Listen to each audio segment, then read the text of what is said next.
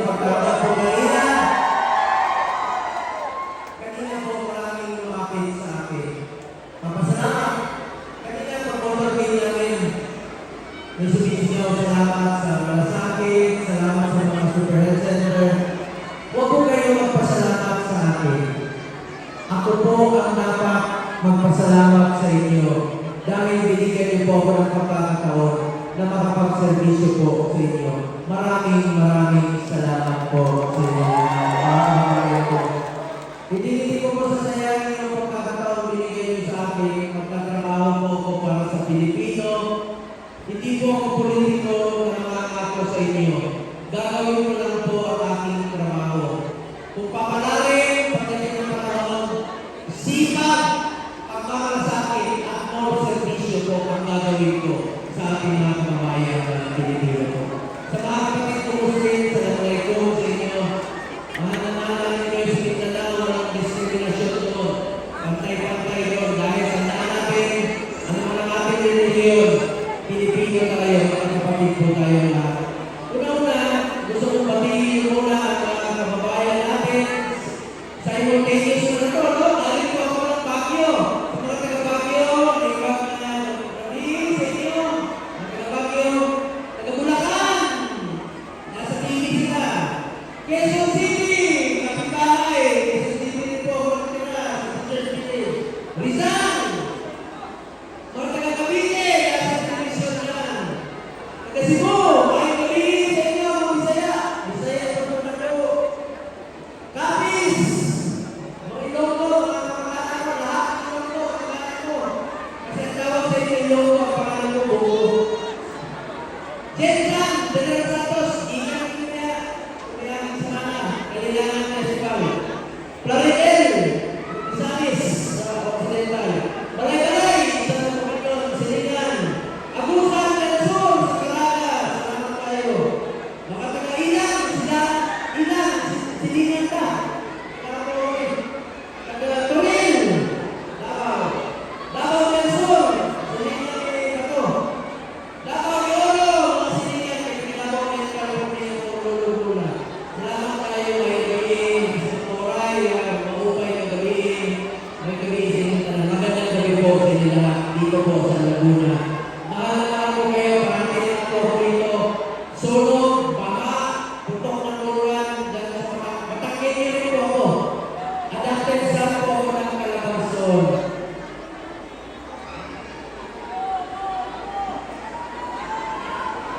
Salamat po.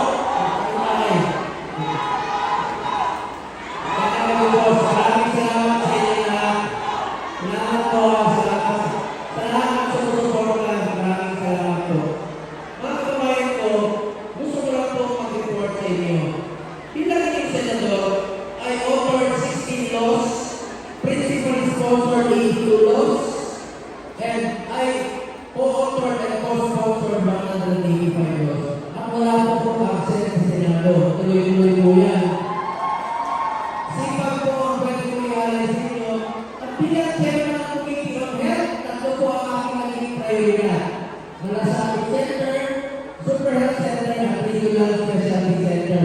Dito sa Laguna, meron po kayong dalawang malasakit center dito, sa San Pedro at sa Santa Cruz sa inyong hospital. Mga kababayan ko, kung may mga pasyente kayo na kailangan ng tulong, nakita nila po malasakit center ng aming opisina. Tulong po kami sa awat ng aming mga kaya. Pangalawa po ang prioridad ko Super Health Center. Iba rin po ito. It's a medium type of polyclinic, pwede po na rin panganak, dental, laboratory, x-ray. Tingnan niyo po ito Super Health Center.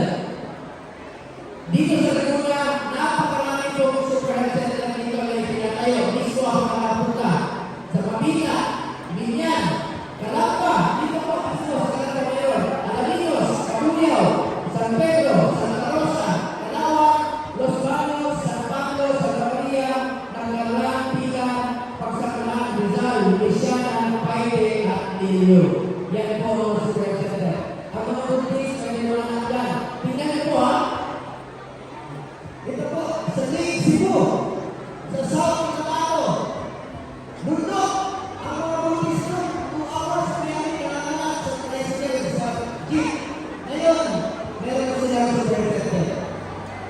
Miss mo yan. Sa mga kapatid natin ng Jimmy Ukimon.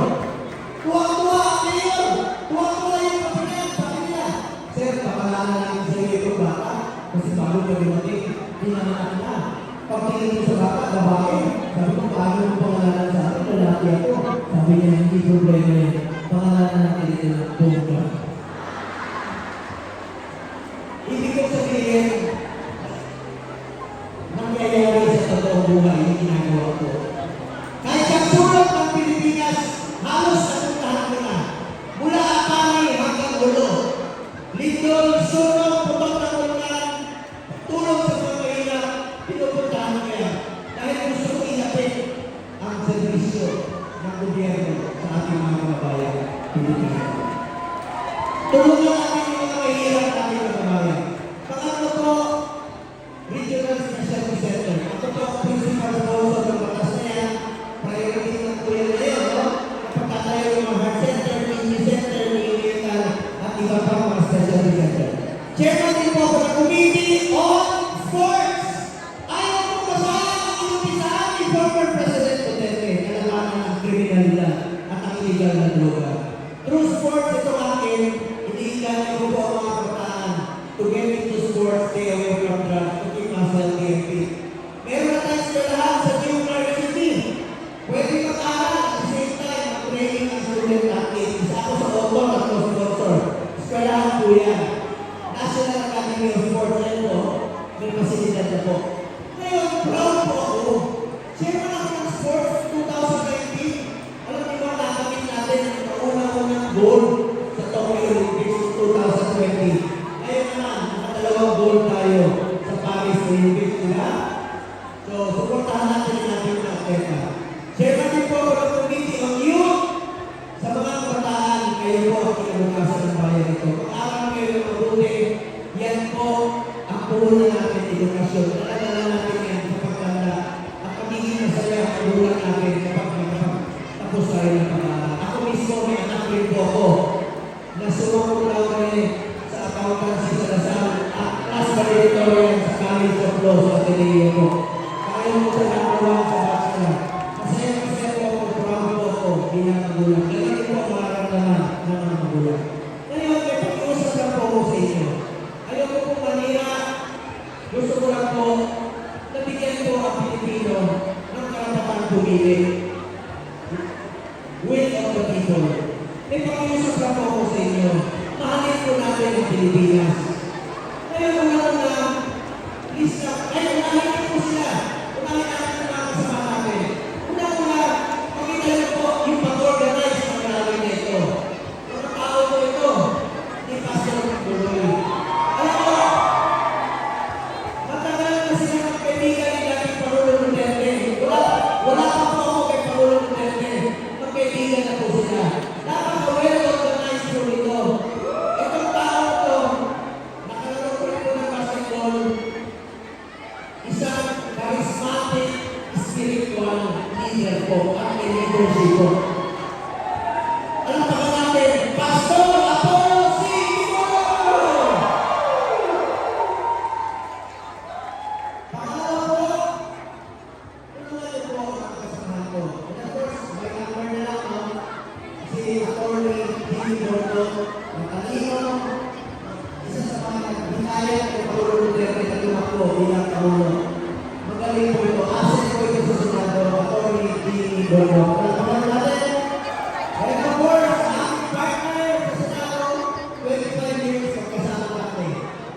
Gusto niyo po ang maayos na servisyo para sa mga kasama natin na Pilipino. Hindi magiging successful na labanan ang kriminalidad o hindi ang tao ito. Napakagaling po. And I assure you, itagaan niyo sa bato. Senator Bato de la Rosa. Palakpakan natin! At pangatlo, ayun, siyempre, ang inyong Mr. Marasaki. Huwag ko naman din yung nalilimutan ngayon. Kasi ko na unahin ko sila lahat, mga kasama namin sa Secretary sa Secretary. Pero alam ko naman din yung nalilimutan ang pangalan ko. Kung ayaw ko sabihin kung bakit. Susunod, suportahan natin ang ating ilong ko, Pride of Visayas, Atty. J.B. Hilo, palakpakan natin.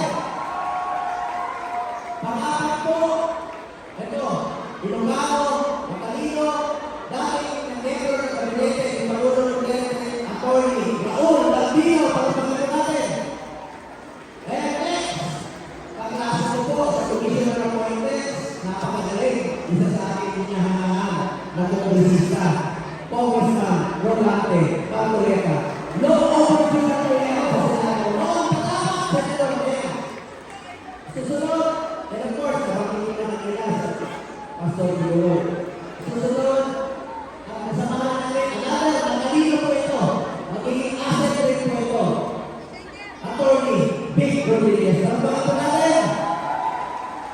And last but not the least. Wala, sabi ko, kumanta siya. Ang dami. Ayun, umalis. Takot ba yun? Sabi mo, sabi ko kumanta ka na naman sila. Takot na.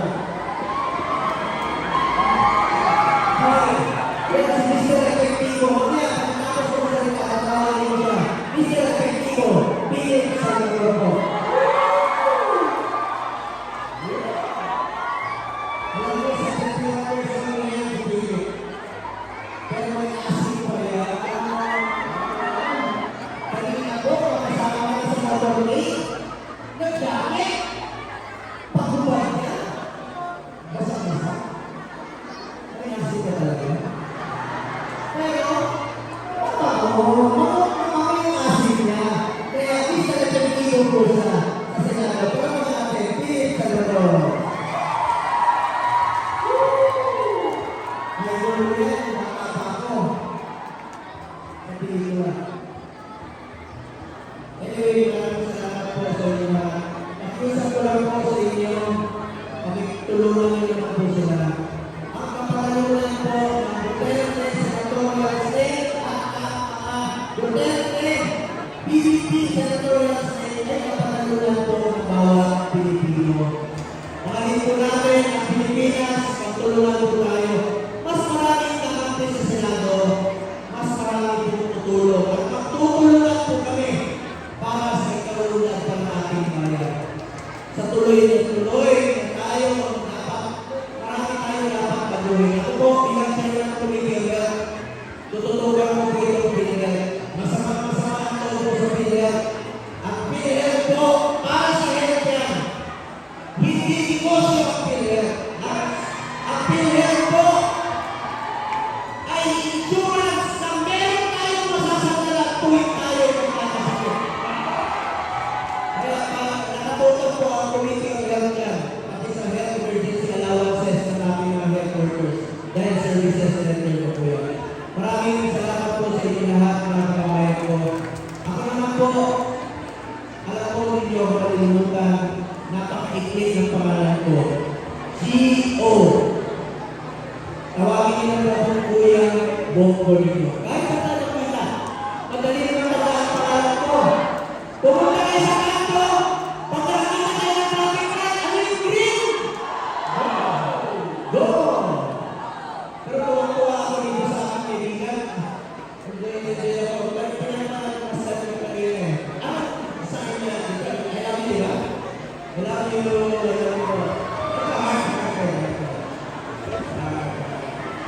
Go! Mateo!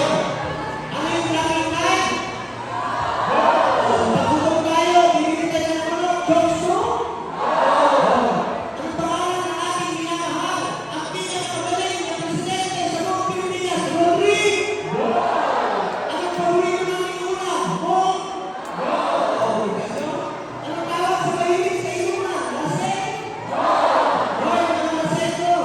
Huwag kayo magmaneho pag nakainom, delikado yan. Pag may nangyari sa inyo, ako pa naman naalala nyo, pag kayo yung lahat. Bundo.